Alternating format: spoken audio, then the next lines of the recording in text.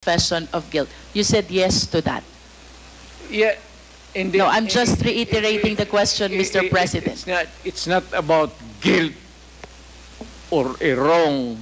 What I'm saying is that yung lahat ng inutusan ko yung war against drugs, o yung isang platoon dyan o isang batalyon, kung ano yung ginagawa nila, kaya I take full responsibility for that.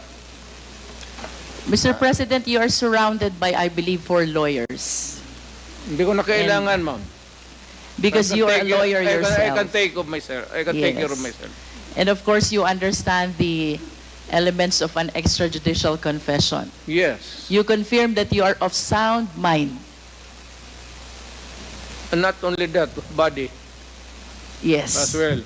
You confirm that your statement is voluntary. Yes.